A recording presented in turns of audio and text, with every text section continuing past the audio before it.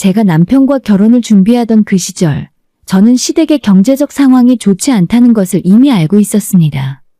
결혼식 비용은 물론이고 신혼집 준비에 필요한 어떤 것도 시댁에서 보태주실 수 없는 상황이었죠. 사실 처음엔 조금 섭섭한 마음도 있었습니다. 주변 친구들의 결혼 이야기를 들으면 대부분 시댁에서 이것저것 챙겨주시는 경우가 많았거든요. 하지만 남편을 사랑했고 그땐 돈이 전부는 아니라고 스스로를 다독였습니다. 그렇게 결혼식을 올리고 신혼집에 입주한 첫 주말, 시어머니께서 연락을 주셨어요.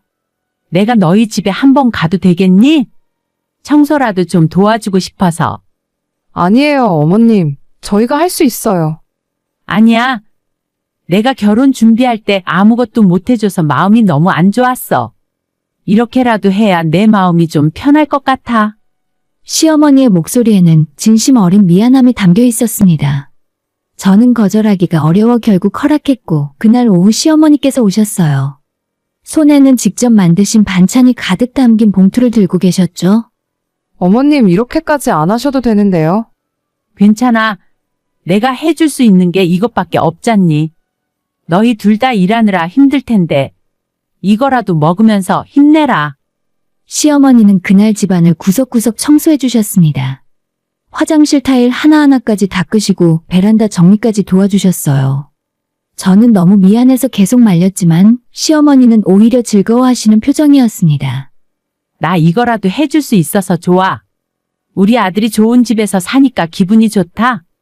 그 후로도 시어머니는 일주일에 한 번씩 집에 오셔서 반찬을 갖다 주시고 가끔 청소도 도와주셨습니다. 저는 처음엔 부담스러웠지만 점점 시어머니의 마음을 이해하게 되었어요. 자식 결혼할 때 경제적으로 도와주지 못한 게 진심으로 미안하셨던 거겠죠. 명절이 다가왔을 때 저는 당연히 시댁에 가서 제사 준비를 도와드려야 한다고 생각했습니다. 하지만 시어머니의 반응은 의외였어요. 우리 집은 괜찮으니까 너희 친정 다녀와. 명절에 친정 부모님 얼굴도 봐야지. 아니에요. 제가 시댁에 가서 도와드려야죠. 아니야. 우리 집은 제사도 간소하게 지내고 우리끼리 다 할 수 있어. 친정 가서 부모님 얼굴 보고 와. 결혼하면 친정 가기 힘들잖아. 시어머니는 정말 제 친정 방문을 허락하셨습니다. 아니, 오히려 권유하셨죠. 저는 그런 시어머니가 너무 고마웠습니다. 주변 친구들이 명절 스트레스 이야기를 할 때마다 저는 제 시어머니가 얼마나 좋은 분인지 자랑하곤 했어요. 우리 시어머니는 정말 다르셔. 청소도 도와주시고 반찬도 해주시고 명절에 친정 먼저 가라고 하셔. 친구들은 부러워했고 저 역시 제가 정말 운이 좋다고 생각했습니다. 시어머니는 늘 조심스러우셨고 우리 부부의 사생활을 존중해 주셨어요. 집 비밀번호도 물어보지 않으셨고 올 때마다 미리 연락을 주셨습니다. 내가 내일 반찬 좀 갖다 주려는데 집에 있니? 네, 어머님, 오세요. 아니면 문 앞에 두고 갈까? 너희 쉬는데 방해하고 싶지 않아서. 이렇게 배려심 깊은 시어머니를 만나다니 저는 정말 복을 받았다고 생각했습니다. 남편도 어머니가 저를 좋아하신다며 기뻐했고 우리 부부는 시어머니와 좋은 관계를 유지했습니다. 시어머니는 항상 제게 말씀하셨어요. 며느리야, 너한테 너무 미안해. 결혼할 때 아무것도 못 해줘서. 근데 너 덕분에 우리 아들이 행복해 보여서 정말 고마워. 아니에요. 저도 어머님 만나서 행복해요. 어머님이 저한테 너무 잘해주세요. 저는 진심으로 그렇게 생각했습니다. 시어머니는 제게 친정어머니 같은 존재가 되어가고 있었고 저 역시 시어머니를 진심으로 따르고 싶었어요. 그렇게 우리는 서로 믿음을 쌓아갔고 저는 이 관계가 영원히 지속될 거라고 믿어 의심치 않았습니다. 결혼한 지 2년이 지난 어느 가을이었어요. 늘 일주일에 한 번씩은 연락을 주시던 시어머니께서 며칠째 연락이 없으셨어요. 처음 이틀은 바쁘신가 보다 생각했는데 사흘째가 되자 걱정이 되기 시작했습니다. 여보, 어머니한테 전화 한번 해봐. 요즘 연락이 없으시네. 남편이 시어머니께 전화를 걸었지만 받지 않으셨습니다. 한 번도 아니고 여러 번 전화를 드렸는데도 응답이 없었어요. 시아버지께도 전화를 드렸지만 마찬가지였습니다. 이상하다. 우리 부모님이 전화를 안 받을 리가 없는데. 남편의 표정이 심각해졌습니다. 저 역시 불안한 마음이 커져갔어요. 혹시 두 분께 무슨 일이라도 생긴 건 아닐까 걱정이 됐습니다. 그날 저녁 우리 부부는 급히 시댁으로 향했습니다. 시댁 앞에 도착해 초인종을 눌렀지만 반응이 없었죠. 불안해진 남편이 큰 소리로 불렀어요. 엄마, 나왔어요. 문 좀 열어주세요. 한참을 기다리자 겨우 문이 열렸습니다. 시아버지께서 나오셨는데 얼굴이 많이 수척해 보이셨어요. 아버님 무슨 일 있으세요? 전화를 안 받으셔서 걱정했어요. 아, 그게 들어와라. 시아버지의 목소리는 힘이 없었습니다. 집 안으로 들어가자 더 큰 충격이 기다리고 있었어요. 시어머니께서 방에 누워 계셨는데 완전히 기력을 잃은 모습이었어요. 평소 그렇게 밝고 건강하시던 시어머니의 모습이 아니었죠. 어머님 어디가 아프신 거예요? 제가 급히 다가가 손을 잡았습니다. 시어머니의 손은 차갑고 힘이 없었어요. 눈을 뜨시더니 저를 보시고는 눈물을 흘리셨어요. 대체 무슨 일이 있으신 거예요? 남편도 당황해서 아버지께 물었습니다. 아버지, 도대체 무슨 일이에요? 어머니가 왜 이러세요? 시아버지는 한숨을 깊게 쉬시더니 무거운 입을 열었습니다. 네 형 때문이다. 형이요. 형이 뭘 어쨌는데요?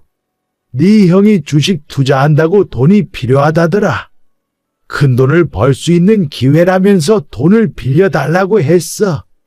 우리한테 그런 돈이 어디 있냐고 했더니 집을 담보로 대출을 받아달라고 하더라. 저는 그 말을 듣고 식은땀이 흘렀습니다. 집을 담보로 대출이라니. 시댁은 전세로 살다가 10년 전에 겨우 작은 아파트를 장만하셨는데 그게 시부모님의 유일한 재산이었거든요. 그래서 대출을 받아주신 거예요? 시어머니가 고개를 끄덕이셨습니다. 나도 처음엔 안 된다고 했어. 근데 네 형이 무릎 꿇고 빌더라. 이번 한 번만 도와주면 정말 큰 돈을 벌어서 갚겠다고, 부모 효도도 제대로 하겠다고, 그래서 결국에는 시아버지가 말을 이었습니다. 1억 원을 대출받아서 네 형한테 줬어. 그런데 그 후로 네 형이 연락이 두절됐다. 전화도 안 받고 집에도 안 들어오고 알아보니까 직장도 그만뒀다고 하더라. 남편의 얼굴이 새하얗게 변했습니다. 그게 언제 일인데요? 한 달 전이야. 우리도 그동안 첫째를 찾으려고 여기저기 알아봤어. 친구들한테도 연락했고 회사에도 물어봤는데 아무도 연락이 안 된다고 하더라. 완전히 잠적한 거야. 저는 머리가 멍해졌습니다. 1억 원이면 적은 돈이 아니에요. 게다가 집을 담보로 받은 대출이라면 무조건 갚아야만 했습니다. 그럼 대출은 어떻게 하시려고요? 매달 갚으셔야 하는 거 아니에요? 시어머니는 고개를 떨구셨습니다. 이번 달 이자도 못 냈어. 우리 벌이로는 이자도 감당이 안 돼. 원금은 엄두도 못 내고. 이러다가 집까지 잃을까봐 무섭다. 평생 모아서 겨우 장만한 집인데. 시어머니는 말을 잇지 못하고 울기만 하셨습니다. 그 모습을 보니 제 마음도 무너져 내렸어요. 그동안 저를 친딸처럼 아껴주시고 챙겨주셨던 시어머니였는데 이렇게 힘든 상황에 처하셨다니. 남편이 제 손을 꽉 잡았습니다. 여보, 이번에는 우리가 도와드려야 할 것 같아. 남편의 목소리는 떨리고 있었지만 눈빛만큼은 단호했습니다. 저는 고개를 끄덕였어요. 물론 1억이 우리에게도 큰 돈이었죠. 하지만 시부모님께서 평생 모은 집을 잃게 할 수는 없었어요. 어머니, 아버지, 걱정하지 마세요. 저희가 도와드릴게요. 뭐, 너희가? 안 돼. 너희도 살기 바쁜데 어떡해. 시아버지께서 손을 저으셨지만 남편이 단호하게 말했습니다. 아버지, 형이 돌아올 때까지 저희가 대신 갚을게요. 매달 조금씩이라도 갚으면 되잖아요. 지금 집을 잃게 할 수는 없어요. 시어머니는 그 말을 듣고 남편의 손을 붙잡으시며 울었습니다. 저는 시어머니의 손을 잡았습니다. 차갑고 떨리는 그 손을 꽉 잡으며 말했어요. 괜찮아요. 저희 가족이잖아요. 가족끼리 돕는 건 당연한 거예요. 그날 밤 우리는 시댁에서 하룻밤을 보냈습니다. 시어머니께 따뜻한 죽을 끓여드리고 며칠 동안 제대로 드시지 못한 시부모님께 식사를 챙겨드렸어요. 시어머니는 식사를 하시면서도 계속 눈물을 흘리셨습니다. 엄마, 형도 곧 연락 올 거예요. 분명히 사정이 있어서 그런 거예요. 남편은 시어머니를 위로했지만 저는 사실 속으로 확신이 없었습니다. 한 달이나 연락이 두절된 사람이 과연 돌아올까 싶었죠. 하지만 지금은 시어머니께 희망을 드리는 게 중요했어요. 집으로 돌아오는 차 안에서 남편이 말했습니다. 여보, 미안해. 우리 형 때문에 당신까지 고생하게 됐네. 괜찮아. 우리가 함께 해결하면 돼. 당신 혼자 짊어질 일이 아니야. 당신 수입이 나보다 많잖아. 아무래도 부담 많이 될 텐데. 그래도 괜찮아. 어머니가 그동안 우리한테 얼마나 잘해주셨는데. 이제 우리가 보답할 차례야. 저는 진심으로 그렇게 생각했습니다. 시어머니는 늘 저를 친딸처럼 대해주셨고 그 마음에 보답하고 싶었어요. 비록 큰돈이 들어가는 일이지만 가족을 위한 일이라면 기꺼이 감당할 수 있다고 믿었습니다. 그 다음 주부터 우리 부부의 생활은 완전히 달라졌어요. 저는 IT 회사에서 일하며 남편보다 조금 더 많은 수입을 올리고 있었어요. 평소에는 그 돈으로 저축도 하고 가끔 외식도 하고 여행 계획도 세우곤 했죠. 하지만 이제는 그럴 여유가 없었습니다. 우리는 함께 앉아서 가계부를 꼼꼼히 살펴봤어요. 매달 200만 원 정도는 갚아야 해. 그렇게 하면 4년 정도면 다 갚을 수 있어. 4년이라 긴 시간이네. 하지만 우리가 함께하면 할 수 있어. 당신 월급에서 100만 원, 내 월급에서 100만 원씩 내면 되니까. 저는 고개를 끄덕였습니다. 사실 쉬운 결정은 아니었어요. 4년이면 우리가 계획했던 많은 것들을 포기해야 한다는 의미였거든요. 아이 계획도 미뤄야 했고 저축도 거의 할 수 없게 됐죠. 하지만 시부모님의 집을 지켜드려야 한다는 생각에는 변함이 없었습니다. 첫 달에 우리는 200만 원을 시댁 대출 계좌로 송금했습니다. 시어머니께서 바로 전화를 주셨어요. 며느리야, 돈 들어온 거 확인했어. 정말 고맙다. 너희가 아니었으면 우리 어쩔 뻔했니? 저희가 매달 꾸준히 갚을게요. 걱정하지 마세요. 정말 미안하고 고마워. 내가 너희한테 어떻게 보답해야 할지 모르겠구나. 시어머니의 목소리에는 진심 어린 감사함이 묻어났습니다. 저는 그 목소리를 들으며 이 일을 잘 결정했다고 다시 한번 확신했어요. 그 후로 우리 부부의 생활은 정말 검소해졌습니다. 평소 일주일에 한 번씩 하던 외식은 한 달에 한 번으로 줄었고 습관처럼 카페에서 마시던 커피도 집에서 타먹는 커피로 바꿨어요. 옷도 필요한 것만 최소한으로 사고 주말마다 가던 영화관도 거의 가지 않게 됐습니다. 여보, 미안해. 당신이 그동안 모은 돈도 다 여기에 들어가게 생겼네. 괜찮아. 우리 나중에 또 모으면 돼. 지금은 시부모님이 더 중요하지. 남편은 미안한 표정을 지었지만 저는 정말 괜찮았습니다. 물론 가끔은 힘들었어요. 친구들이 해외여행 사진을 SNS에 올릴 때, 새로 산 명품 가방을 자랑할 때 순간적으로 부러운 마음이 들기도 했죠. 하지만 그럴 때마다 시어머니의 수척했던 얼굴을 떠올렸습니다. 가족을 위한 희생이라고 생각하면 견딜 수 있었어요. 시어머니는 우리가 이렇게 도와주는 것에 대해 늘 조심스러워 하셨습니다. 전화를 하실 때도 더 신중해지셨고, 집에 오실 때도 전보다 더 자주 물어보셨어요. 며느리야, 내가 이번 주에 반찬 좀 갖다 줘도 될까? 아니면 너희 바쁠까 봐. 가져다 주세요. 어머님 반찬 정말 맛있잖아요. 그래? 그럼 토요일에 갈게. 너희 돈 쓰게 하기 미안해서 내가 할 수 있는 건 이것밖에 없구나. 시어머니는 전보다 더 자주 반찬을 만들어 오셨습니다. 밑반찬들을 정성스럽게 준비해서 가져다 주셨죠. 덕분에 우리는 장볼 비용을 많이 아낄 수 있었어요.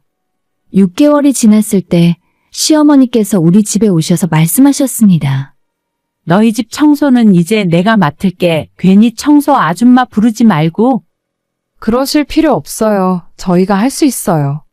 아니야, 너희가 우리 집 대출까지 갚아주는데 나라도 이렇게 도와야 마음이 편해. 청소 아줌마 한 번씩 부르면 돈 들잖아. 그 돈이라도 아껴서 너 옷이라도 한 벌 더 사. 시어머니는 고집스럽게 우리 집 청소를 맡아주셨습니다. 한 달에 한 번씩 오셔서 집안을 깨끗하게 청소해 주셨어요. 화장실, 베란다, 창문까지 꼼꼼하게 닦아주셨죠. 그렇게 1년이 지났습니다. 우리는 매달 200만 원씩 대출금을 갚아나갔어요. 시어머니는 매번 감사하다며 눈물을 보이셨고 시아버지도 우리를 볼 때마다 미안하다고 말씀하셨습니다. 우리 큰아들은 아직도 연락이 없어. 어디서 뭘 하는지 너한테 정말 미안하다. 괜찮아요. 아주버님이 언젠가는 돌아오겠죠. 하지만 속으로는 형이 돌아오지 않을 것 같다는 생각이 들었습니다.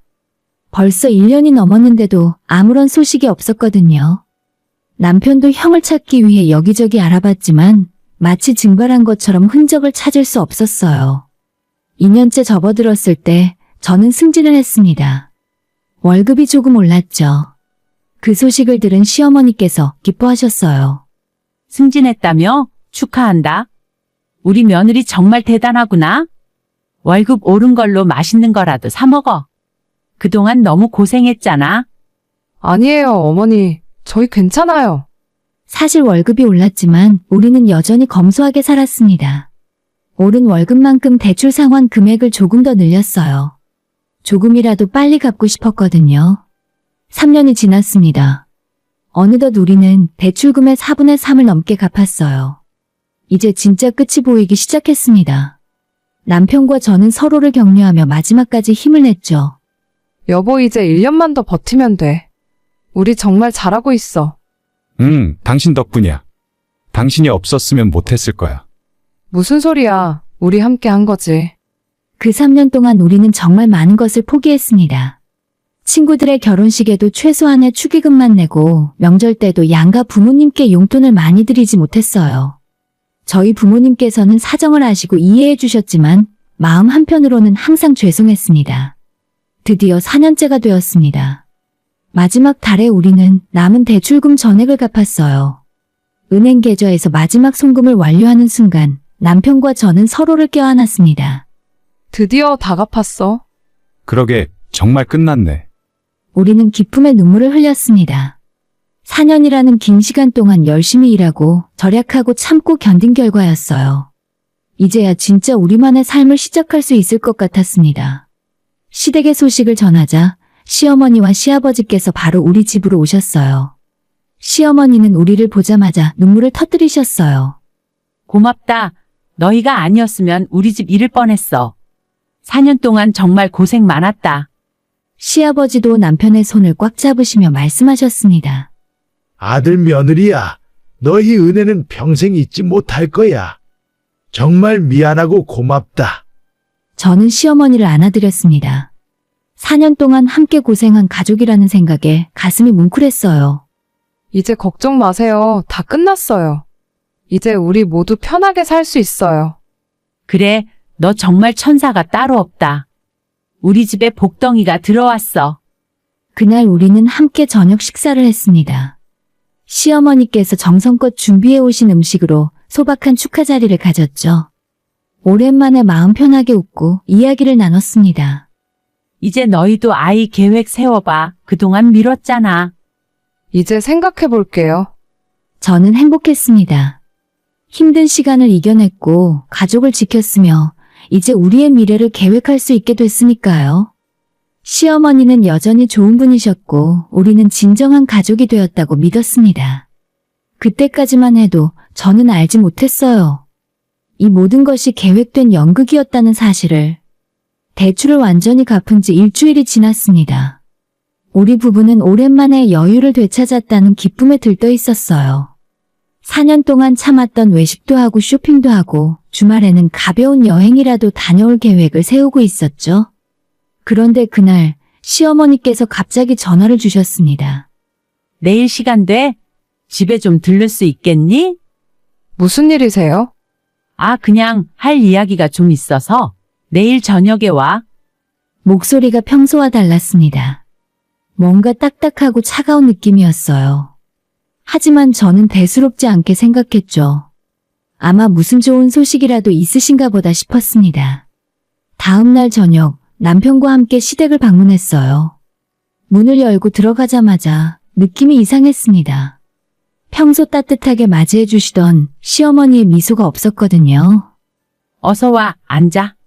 시어머니의 말투가 명령조였습니다. 저는 남편과 눈빛을 교환했어요. 뭔가 잘못된 것 같다는 느낌이 들었죠. 거실 소파에 앉자 시어머니께서 테이블 위에 종이 몇 장을 놓으셨습니다. 이게 뭐예요, 어머니? 남편이 물었습니다. 시어머니는 팔짱을 끼고 말씀하셨어요. 우리 집안 제사 날짜야. 올해부터는 제대로 지내야지. 그동안 너희가 힘들까봐 간소하게 했는데 이제 빚도 다 갚았으니까 제대로 해야 할 때야. 저는 깜짝 놀랐습니다. 제사 일정표라니. 그동안 시어머니는 제사를 간소하게 지내시고 우리 부부에게 부담을 주지 않으셨는데 갑자기 왜 이러시는 걸까요? 그리고 이건 명절 때 준비할 음식 목록이야. 앞으로는 며느리가 다 준비해야 해. 당연한 거잖아. 어머님, 그게 갑자기 왜 이러세요? 제가 조심스럽게 물었습니다. 시어머니는 저를 쳐다보며 차갑게 말했어요. 왜긴 왜야? 원래 며느리가 해야 할 일이잖아. 그동안 내가 너무 봐줬지? 봐줬다니요? 남편이 당황한 목소리로 물었습니다. 시어머니는 코웃음을 쳤어요. 그래, 봐준 거지? 너희가 우리 빚 갚는다고 고생하는데 내가 더 부담 주면 안 될 것 같아서 참았던 거야. 근데 이제 다 갚았으니까 더 이상 참을 필요 없잖아. 저는 귀를 의심했습니다. 이게 정말 그 따뜻하던 시어머니가 하시는 말씀일까요? 그리고 말이야, 이제부터는 매달 용돈 좀 보내줘야겠어. 한 달에 50만 원씩. 그동안 너희한테 아무것도 요구 안 했잖아. 이제 좀 받아도 되지? 50만 원이요? 남편의 목소리가 높아졌습니다. 왜? 4년 동안 200만 원씩 갚을 수 있었으면 50만 원 정도는 할 수 있잖아. 시어머니의 논리는 완전히 뒤바뀌어 있었습니다. 저는 어이가 없어서 말이 나오지 않았어요. 도대체 왜 이러세요? 그동안은 안 그러셨잖아요. 제가 떨리는 목소리로 물었습니다. 시어머니는 저를 빤히 쳐다보더니 입가에 비웃음을 띄었어요. 왜긴 왜야? 이제 더 이상 연기할 필요가 없으니까. 연기요. 그래, 연기. 그동안 착한 시어머니 노릇하느라 힘들었어. 빨래 챙겨주고 반찬 만들어주고 팔자에도 없는 너희 집안 청소까지 해주고. 저는 머리를 망치로 맞은 것 같은 충격을 받았습니다. 시어머니의 입에서 나오는 말들이 믿기지 않았어요. 큰아들은 돈 벌 능력도 없고 책임감도 없잖아. 근데 너희는 달랐어. 특히 며느리, 네가 돈을 잘 버니까. 그래서 너희한테 빚을 떠넘기기로 계획한 거야. 뭐라고요? 저는 소리를 질렀습니다. 도저히 믿을 수 없었거든요. 처음부터 계획이었어. 너희가 착하고 의리 있으니까 우리가 딱하게 굴면 도와줄 거라고 생각했지. 그래서 연기한 거야. 착한 시어머니, 불쌍한 시어머니 노릇을 하면서 말이야. 시어머니는 웃으면서 말했습니다. 그 웃음이 너무 섬뜩했어요. 저는 눈물이 났습니다. 4년 동안 제가 믿었던 모든 것이 거짓이었다는 사실이 너무 충격적이었어요. 어떻게 그러실 수 있어요? 저는 어머니를 진심으로 엄마처럼 생각했는데. 엄마처럼 웃기지 마. 우리는 그냥 시댁이고 너는 며느리야. 원래 며느리는 시댁을 위해 희생해야 하는 거 아니야? 시어머니의 말 한마디 한마디가 칼처럼 제 가슴을 찔렀습니다. 남편이 벌떡 일어나며 소리쳤어요. 엄마, 그게 무슨 말씀이세요? 어떻게 그런 말을 할 수 있어요? 왜? 사실이잖아. 너희가 알아서 4년 동안 빚을 갚아줬고 나는 그 기간 동안 착한 시어머니 역할을 했으니까 이제 본 모습 보여주는 거지 뭐. 본 모습이요? 그래, 본 모습. 원래 나는 이런 사람이야. 며느리한테 잘해줄 이유도 없고 챙겨줄 이유도 없어. 그동안은 너희가 필요해서 참았던 거야. 시아버지는 옆에서 아무 말도 하지 않고 고개를 숙이고 계셨습니다. 저는 시아버지를 봤어요. 아버님도 이 사실을 알고 계셨어요? 시아버지는 고개를 끄덕였습니다. 그 순간 저는 모든 것이 무너지는 느낌이었어요.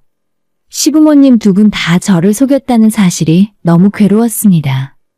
여보, 우리 나가자. 저는 남편의 손을 잡고 일어났습니다. 더 이상 이곳에 있을 수 없었어요. 왜? 벌써 가? 제사 준비는 언제 할 건데? 시어머니가 뒤에서 소리쳤지만 저는 뒤돌아보지 않았습니다. 남편도 아무 말 없이 저를 따라 나왔어요. 차에 타자마자 저는 참았던 울음을 터뜨렸습니다. 4년 동안 쌓아온 믿음과 사랑이 한순간에 산산조각난 기분이었어요. 남편도 핸들을 잡은 채 눈물을 흘렸습니다. 정말 미안해. 우리 엄마가 이런 사람인 줄 몰랐어. 당신 잘못이 아니야.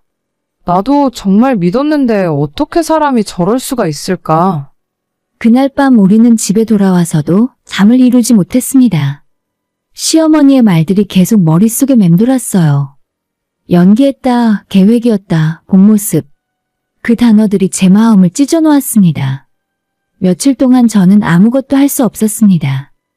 회사에 가서도 일이 손에 잡히지 않았고 밥맛도 없었어요.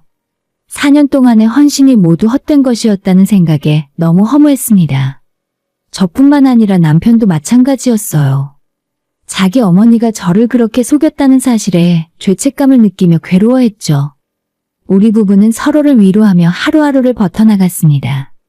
그런데 더 큰 충격이 우리를 기다리고 있었어요. 시어머니의 충격적인 고백 이후에 일주일이 지났습니다. 저는 여전히 그 상처에서 벗어나지 못하고 있었고 남편도 마찬가지였어요.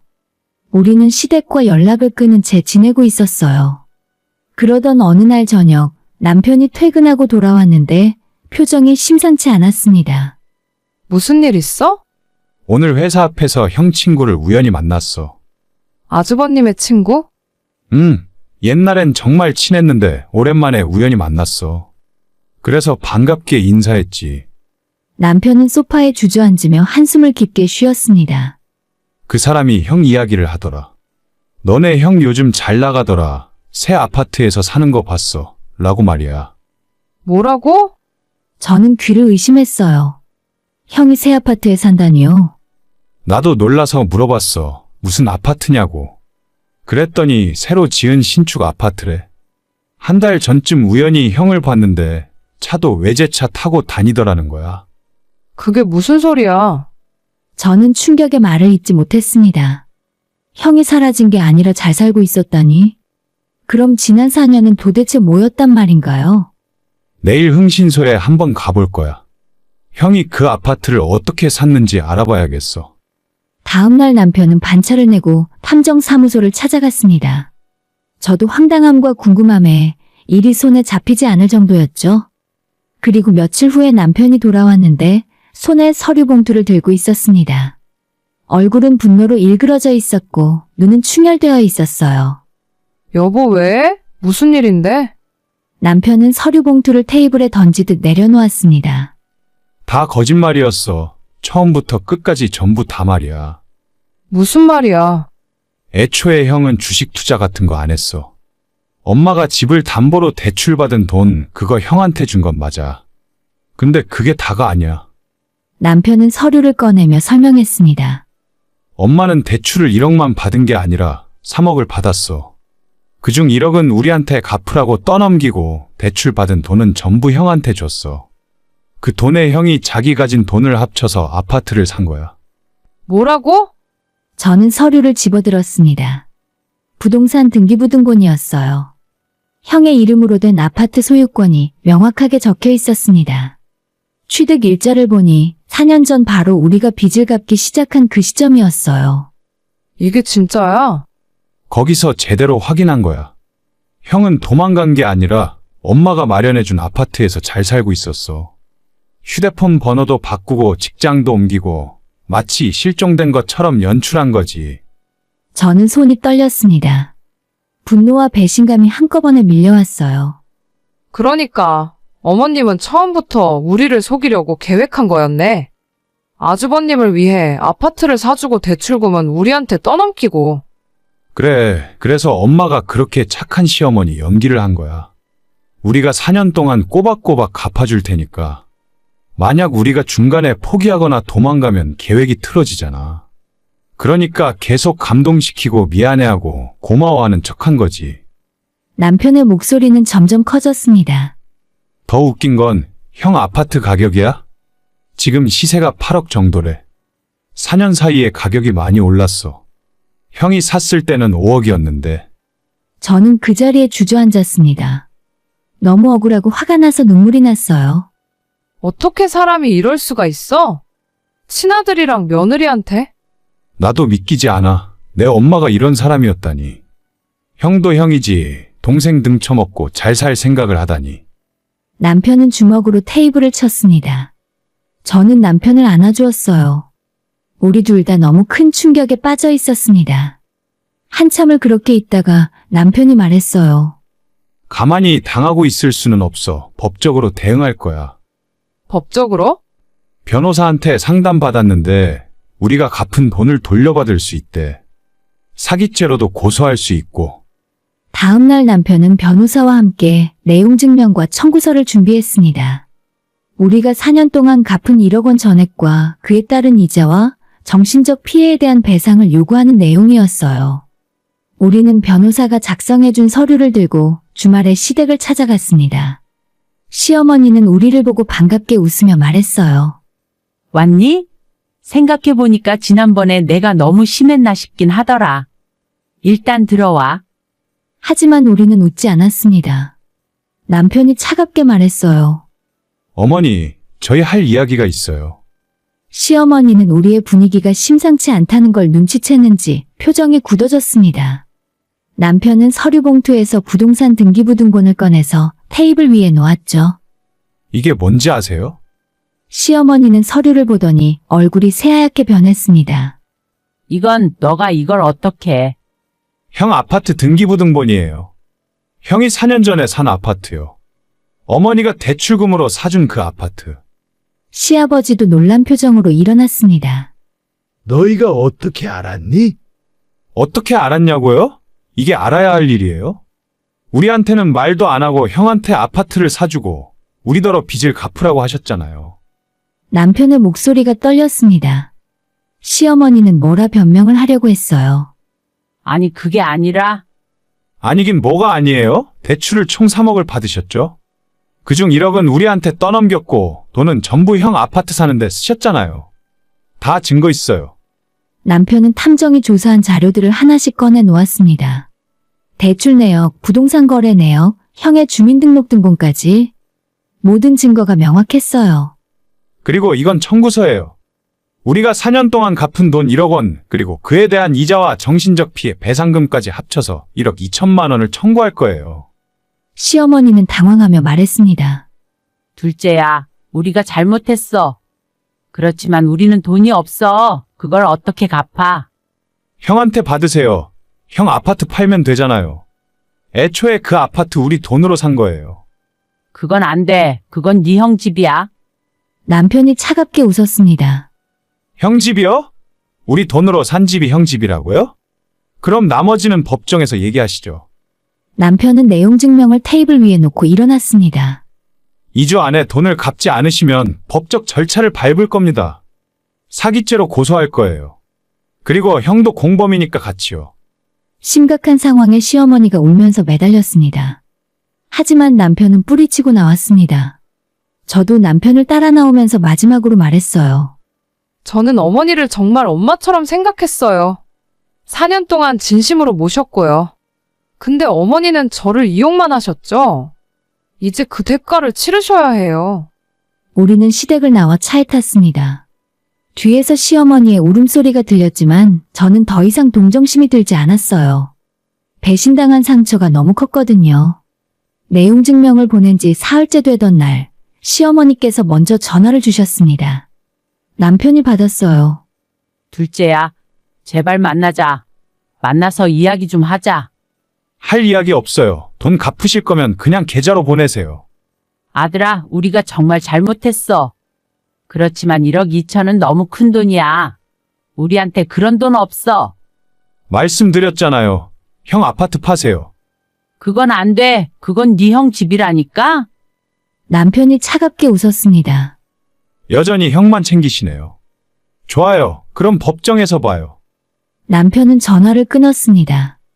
그 후로도 시어머니는 계속 전화를 했지만 우리는 받지 않았어요. 일주일 후에 형이 직접 저희를 찾아왔습니다. 4년 만에 보는 아주버님의 모습이었어요. 깔끔한 옷차림에 좋은 시계를 차고 있었죠. 동생, 나랑 이야기 좀 하자. 형한테 할 말 없어. 야, 그래도 형제잖아. 엄마가 너무 울어서 내가 왔어. 우리 좀 적당한 선에서 타협하자.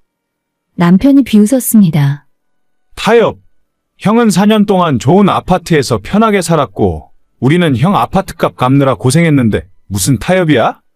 그건 나도 엄마가 그렇게까지 할 줄은 몰랐어. 거짓말하지 마. 형도 다 알고 있었잖아. 연락처 바꾸고 숨어 지낸 것도 우리가 빚 갚는 동안 가만히 있었던 것도 전부 형이 의도한 거야. 아주버님은 그 이후로도 변명을 늘어놓았지만 우리는 듣지 않았습니다. 결국 형도 포기하고 돌아갔어요. 2주가 지났지만 시댁에서는 아무런 연락이 없었습니다. 우리는 약속대로 법적 절차를 시작했어요. 변호사를 통해 정식으로 소송을 제기했습니다. 경고가 아닌 진짜로 소송이 시작되자 시댁은 당황했는지 시어머니가 다시 연락을 해왔어요. 며느리야, 둘째한테 이야기해서 제발 소송 취하해줘. 우리가 돈 갚을게. 시간만 좀 줘. 이미 늦었어요. 2주 드렸잖아요. 제발 우리 집안 망신당하게 하지 마. 이웃들이 다 알게 되면 어떡하니? 저는 차갑게 대답했습니다. 그건 어머니가 생각하실 일이죠. 한 달 후에 첫 재판이 열렸습니다.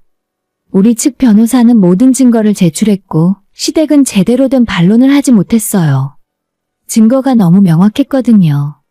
재판이 끝나고 일주일 후에 시어머니께서 직접 우리 집을 찾아왔습니다. 얼굴은 수척하고 눈은 퀭하게 들어가 있었어요. 우리가 졌어. 변호사가 이기기 힘들다고 하더라. 첫째네 아파트를 팔기로 했어. 그 돈으로 너희한테 갚을게. 그러니까 제발 여기에서 소송 취하해줘. 남편이 물었습니다. 형은 뭐래요? 네 형은 화를 내고 원망하지만 어쩔 수 없잖아. 법적으로 너희가 이기면 더 큰 금액을 물어내야 한대. 당연하죠. 사기죄가 인정되면 형사처벌까지 받을 텐데요. 우리가 잘못했어. 돈 다 갚을 테니까 용서해줘. 한 달 후에 아주버님의 아파트가 팔렸고 더 입지가 좋지 않고 작은 평수로 이사를 갔어요. 시댁은 약속대로 1억 2천만 원을 우리 계좌로 송금했습니다. 통장에 찍힌 그 숫자를 보며 남편과 저는 복잡한 심경이었어요. 드디어 끝났네. 이제 진짜 끝이야. 며칠 후에 시어머니께서 마지막으로 전화를 주셨습니다. 돈 잘 받았니? 네, 받았어요. 그래, 이제 우리 다시 예전처럼 지낼 수 있는 거지? 저는 단호하게 대답했습니다. 아니요. 어머니와 저희는 이제 남남이에요. 뭐? 그게 무슨 소리야? 돈도 다 갚았는데? 돈 문제가 아니에요. 어머니는 저를 4년 동안 속이고 이용했어요. 그 상처는 돈으로 치유되지 않아요. 남편도 전화를 넘겨받았습니다. 엄마, 나도 더 이상 엄마 아들 아니에요. 엄마는 앞으로도 계속 형만 챙기시면 돼요. 우리한테는 이제 연락하지 마세요. 둘째야, 그래도 나는 네 엄마야. 엄마는 진작에 저를 버리셨잖아요. 형을 선택하셨고요. 이제 그 선택의 결과를 받아들이고 사세요. 남편은 전화를 끊었고 우리는 시댁 식구들의 전화번호를 모두 차단했습니다. 그 후로 우리는 시댁과 완전히 연을 끊었어요. 명절에도 연락하지 않았고 제사에도 가지 않았어요. 시어머니께서 몇 번 우리 집 앞까지 찾아오셨지만 저희는 문을 열어드리지 않았습니다. 받은 1억 2천만 원으로 우리는 새로운 시작을 했습니다. 그리 좋지는 않지만 아늑한 새 보금자리로 이사를 했고 그동안 미뤘던 아이 계획도 다시 세우기 시작했어요. 시어머니는 결국 진심으로 후회했을 겁니다. 큰아들을 위해 작은아들을 희생시켰고 그 결과 두 아들을 모두 잃었으니까요. 하지만 그건 시어머니가 스스로 선택한 결과였습니다. 사람의 진심을 이용하고 배신하면 그 대가는 반드시 따르는 법이에요. 저희는 그 교훈을 뼈저리게 배웠고 시댁도 마찬가지였을 거예요.